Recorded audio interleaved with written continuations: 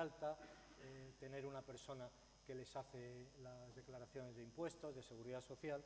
Por lo tanto, hay un problema grave de tamaño. Si consiguiésemos que este tamaño aumentara y facilitásemos el tránsito, probablemente la economía sumergida desaparecería. Y no es solamente un problema de economía sumergida, es también un problema de competitividad. Creemos que la implantación en nuestro país de una nueva estructura empresarial con empresas de mayor tamaño favorecería la competitividad de nuestras empresas y ayudaría al crecimiento. Nuevas políticas que se deberían basar en la innovación, en la búsqueda de nuevos canales de financiación, en abordar una modernización de la estructura de propiedad y en la asunción de políticas de dirección más profesionales. Son todo ello medidas que influirían en el tamaño y productividad de la empresa y en la reducción de la economía sumergida. Y este es el resumen del libro. Les recomiendo que se lo lean porque lo que les he dicho está mejor explicado en el documento. Muchas gracias.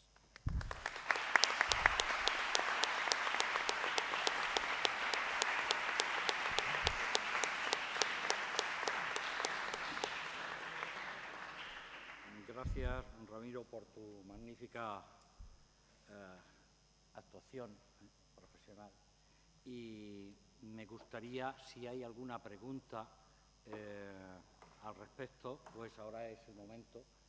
Y si no, pues a mí me gustaría empezar rompiendo un poco el hielo para que nos dijeras, porque has puesto uno de los países como clave, como el de menor impacto de la economía sumergida en él y como ejemplo en el que más ha disminuido la economía sumergida, que ha sido Austria.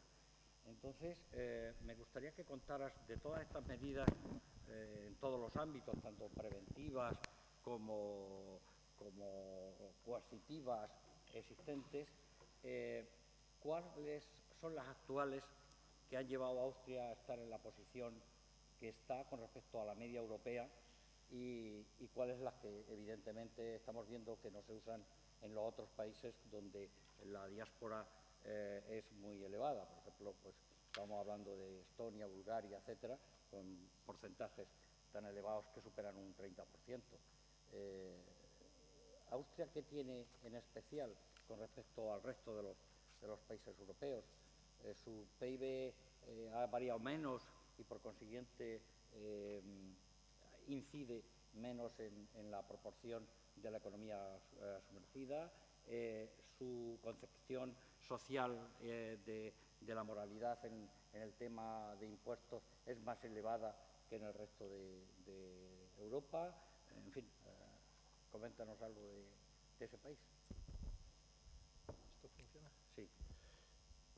Bueno, yo las medidas concretas que ha adoptado Austria, estaba ahora repasando el anexo 2, donde están citados los países. La verdad es que no recuerdo ahora ninguna medida concreta. Sí puedo decir que, en general, cuando ponemos en comparación las tasas de economía sumergida de los países europeos, las que salen más bajas son las del centro de Europa y norte de Europa. Y yo creo que esto tiene que ver mucho con lo que tú apuntabas, con la moral tributaria, casi me atrevería a decir que en cuestiones religiosas, ¿no? Son sociedades calvinistas con una concepción de la moral diferente a la nuestra y probablemente esto tenga mucho que ver. Las medidas concretas no las sé, pero hay muchísimas en este documento que he mencionado antes, que no recuerdo ahora, pero menciono una, por ejemplo, que creo recordar estaba en Austria, y es el control de los pagos en efectivo. Se ha implantado la obligación de tener una caja negra, una especie de caja registradora, para que todo está centrado en profesionales, abogados, asesores, médicos, dentistas, en este tipo de profesionales. Y todos los pagos que se hacen en efectivo quedan registrados en una caja que vende la propia Administración Tributaria para llevar el registro de todos los pagos. Bueno, son pequeñas medidas las que se citan aquí. El hecho es que Austria, al igual que otros países, porque también he mencionado Suiza y Francia, que es un país más próximo a nosotros, tiene niveles muy bajos. No te puedo decir más medidas concretas, la verdad es que no las recuerdo ni las veo ahora buscando por encima en el anexo 2. ¿Alguna pregunta por ahí, por favor? Sí, ahí al fondo.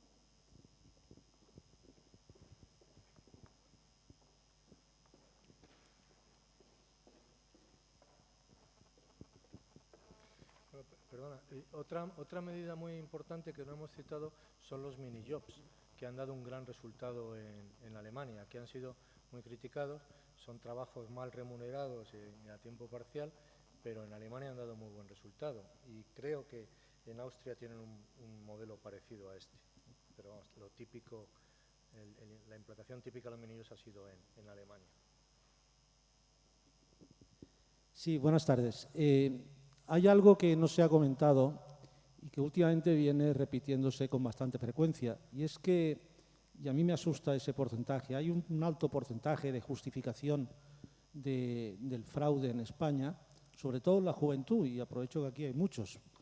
Casi un 42% de entre 24 y 36 años justifican el fraude teniendo en cuenta tal vez un dato importantísimo, y es el alto porcentaje de corrupción en cuanto a la recaudación. Es decir, se tiene más en cuenta la justificación del fraude pensando en la corrupción, en el gasto, que no en el ingreso.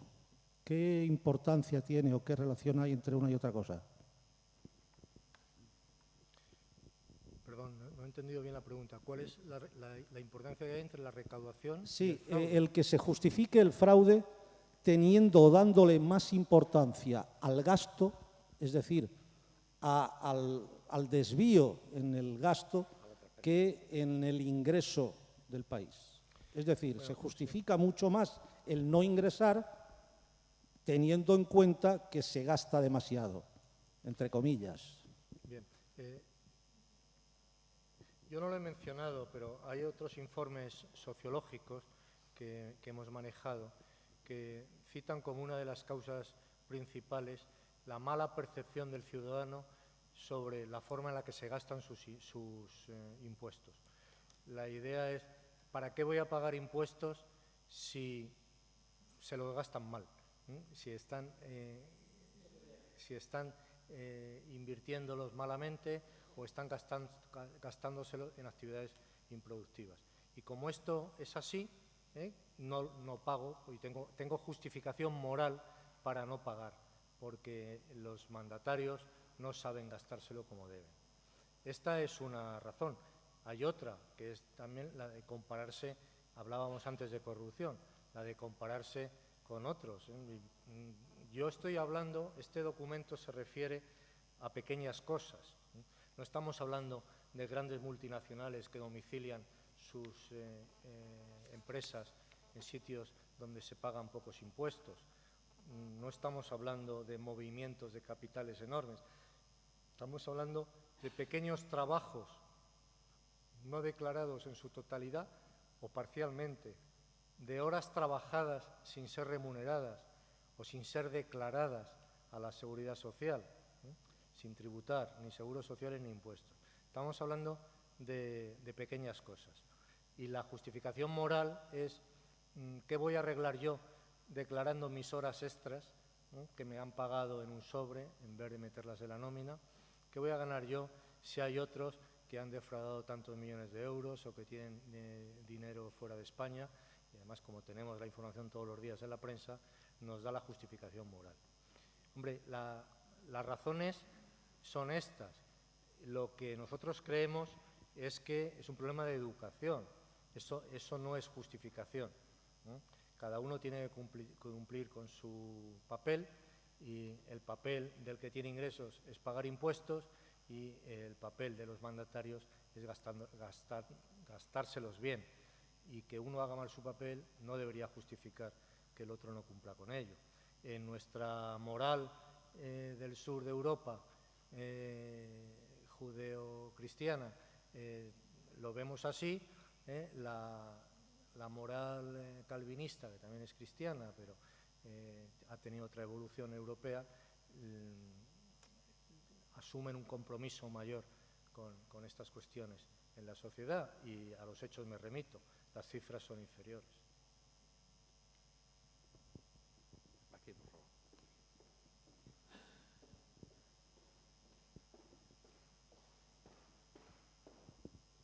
Bueno, enhorabuena por el libro, creo que es muy interesante.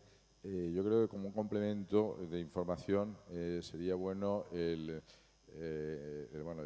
es un libro en el que se estudia la economía sumergida en Europa. Considerando Europa como un mercado y sin ganas de justificar la economía sumergida, que creo que no es justificable desde el punto de vista moral, ético, yo entiendo que si hay economía sumergida, nadie en principio quiere, no digo ya ser ilegal, sino no ajustarse a las normas, y poco a poco nos vamos educando todos para ajustarnos a estas normas. Yo creo que sí que es importante que si hay economía, o sí que es explicable que si hay economía sumergida en Europa en general, es porque tenemos una competencia, la propia globalización nos ha dado una competencia contra el resto de los mercados del mundo. A mí sí que me gustaría, no que lo explicaras ahora, pero vamos, sí lo apunto como una idea para un futuro, el intentar explicar esta economía sumergida, el por qué se produce con arreglo a la competitividad que puedas tener de otros mercados. Nuestras empresas pues tienen que ser competitivas, con los mercados orientales, con los mercados latinoamericanos, sudamericanos, con el resto del mundo. Entonces, bueno, pues de acuerdo que Europa sea más moralista, sea más ética y que intente organizarse de tal forma de cumplir unas reglas del juego que nos estamos imponiendo. Pero claro, también habría que ver si esas reglas del juego son desleales, no competitivas con el resto de los países. Concretamente, vamos, intuimos todos que en China, por ejemplo, o en la India, que es uno de los dos mercados más emergentes del mundo,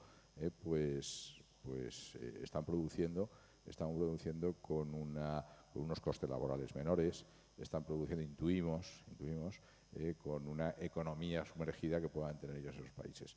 Entonces, bueno, no es una pregunta, es una reflexión con arreglo de que se pueda completar este interesante libro y estudio con lo que está pasando en el resto de los mercados que estamos compitiendo con ellos.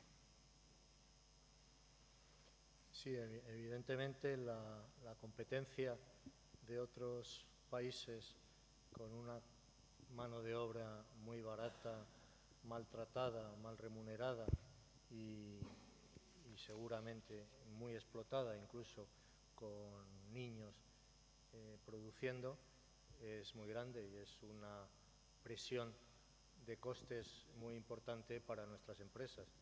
De lo que se trata es de facilitar el cumplimiento, reducir esos costes.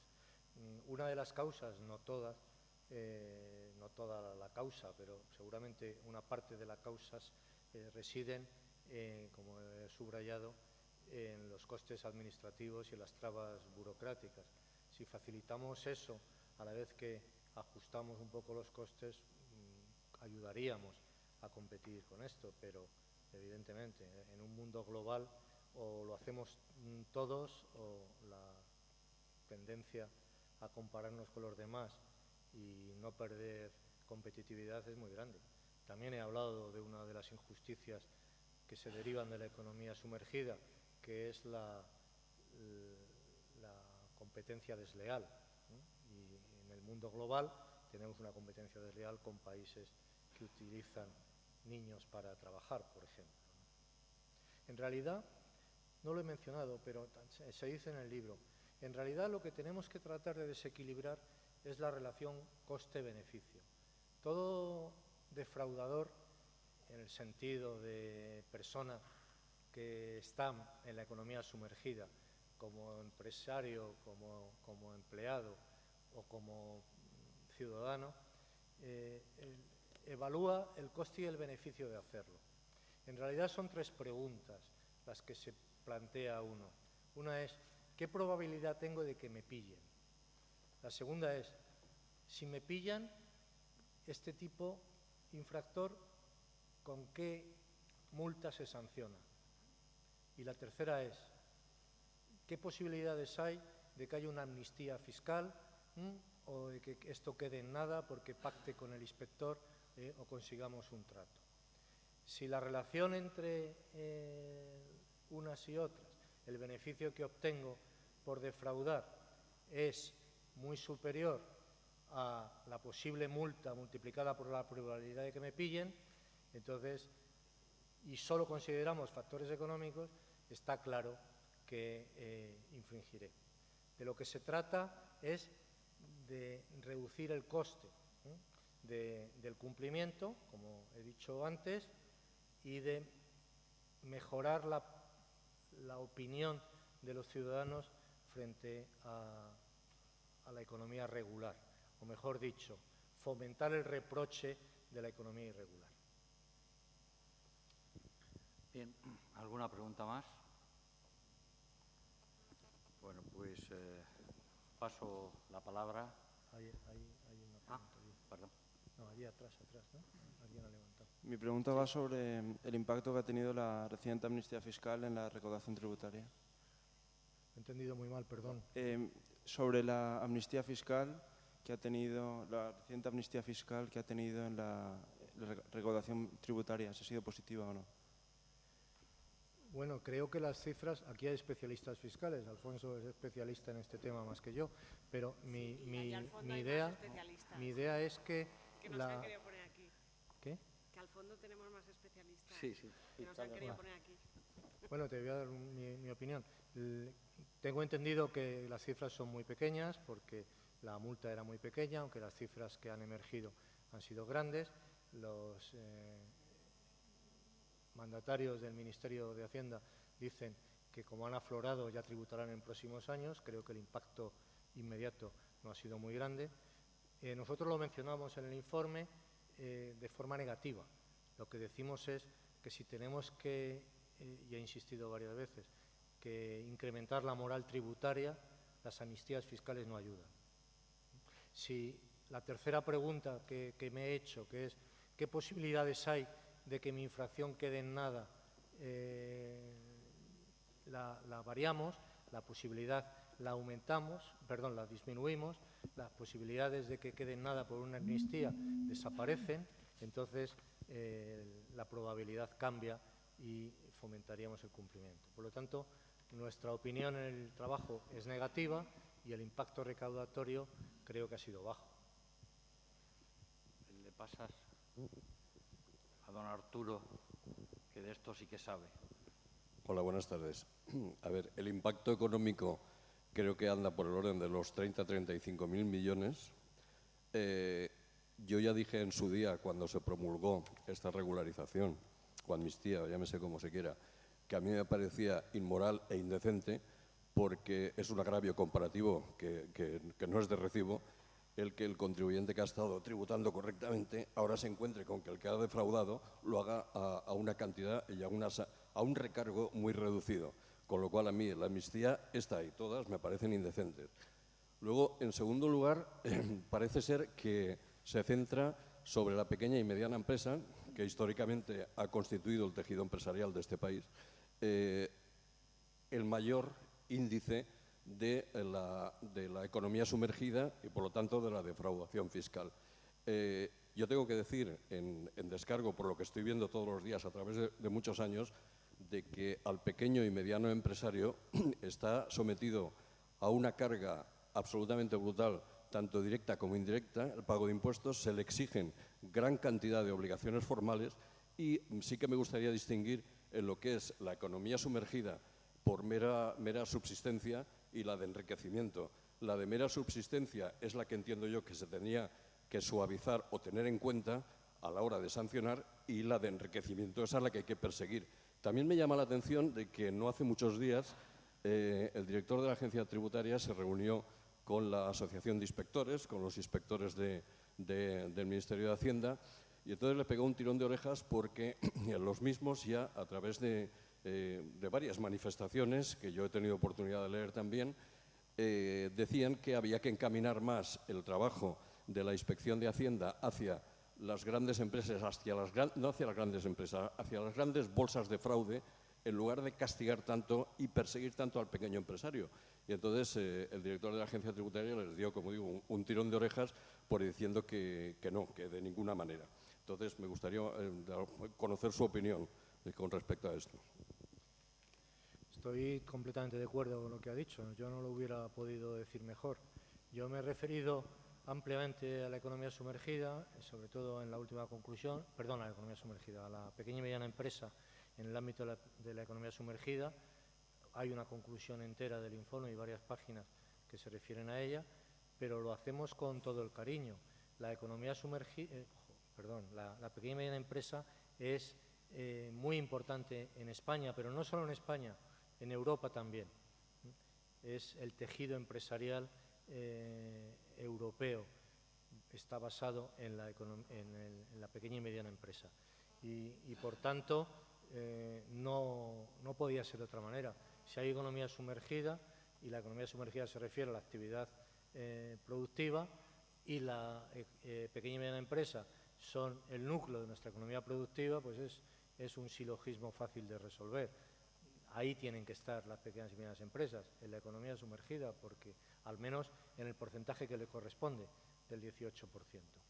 Las razones las ha dicho mucho mejor que yo. Cargas directas, cargas indirectas, trabas administrativas, presión por todos los lados y muchas veces imposibles de cumplir. Cuando hablamos de medidas, estamos dejando de considerar tres aspectos importantes. Uno es el coste de la implantación de medidas. Cuando yo he dicho que recaudaríamos 20.000 millones de más, habría que saber cuánto nos cuesta aflorar esos 20.000 millones, que a lo mejor nos cuesta 1.000 millones porque tenemos que reforzar la inspección, contratar nuevos inspectores, etc. También tendríamos que tener en cuenta cuántas empresas desaparecen, porque habrá muchas, usted lo ha dicho, pequeñas y medianas empresas que no son capaces de sobrevivir en la economía regular y desaparecerían. Y si desaparecen, no hay recaudación posible, no afloro nada, simplemente las mato. Y la tercera es cuánto tendría que reducir la presión fiscal global de toda la economía para hacer atractiva la economía regular. Y esto tendría también un impacto indirecto de elasticidad no unitaria, diferente a 1, sobre el resto de la recaudación. Por lo tanto, para recaudar 20.000, que es el número que sale del modelo estadístico, a lo mejor me tengo que gastar 4.000. ¿Por qué?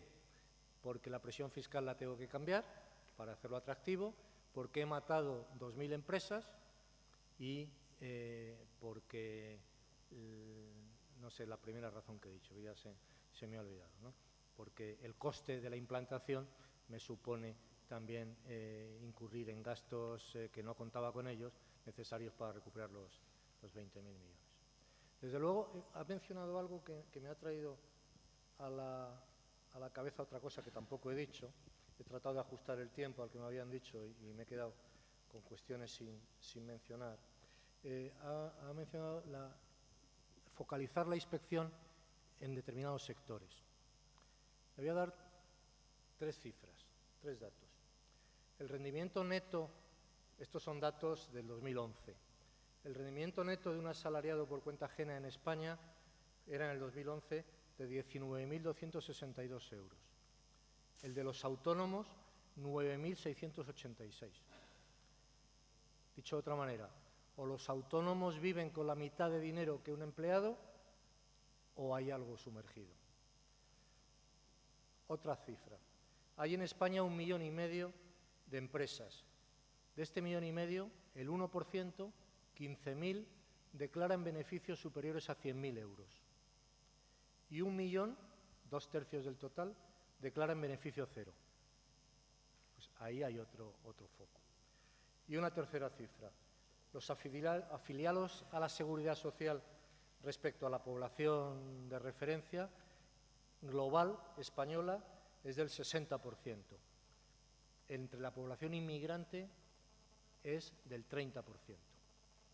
Ahí tenemos 3 focos en los que probablemente, de acuerdo a un método indirecto de deducción, hay focos de economía sumergida. Bien, después de esta explicación, creo que sin dudas, paso la palabra al ilustrísimo señor don Fernando Díaz, secretario autonómico, que cerrará este acto. Pues, muchas gracias. ¿Se me oye? Sí, ¿no? Muchas gracias. Voy a intentar ser breve. Estaba cortando mi presentación, me habían dicho 20 minutos, la voy a cortar para el bien de todos. Entonces, vamos a ver. Primero a los compañeros de mesa, muchas gracias. Ramiro, agradecer a la Fundación de Estudios Financieros la invitación para clausurar esta jornada en la que se ha presentado este estupendo libro sobre economía sumergida. Quiero felicitar a don Ramiro Martínez Pardo por la calidad y profundidad del trabajo que se ha presentado a lo largo de la jornada y de los datos ilustrativos. Como se ha expuesto, la economía sumergida, a pesar de tratarse de un fenómeno vigente, extendido, que más o menos todos conocemos o palpamos, en cuanto a la cuantificación es un gran desconocido. Las causas también, bueno, las podemos intuir, pero son desconocidas. Hay escasos estudios científicos o, bueno, la profundidad y la veracidad de los datos siempre está sujeta a cierta subjetividad por la dificultad en fundamentar esos datos. No voy a extenderme sobre las causas, el documento las analiza certera y detenidamente, pero sí que creo necesario abundar sobre una de ellas, y es que muchas veces nos encontramos gente que considera que la crisis que atravesamos y que esperamos esté llegando a su fin puede ser motivo suficiente para que en un momento dado determinadas actividades entren en formas de economía irregular. Esto no debe ser así, y no solo por imperativo legal, también por motivos de equidad.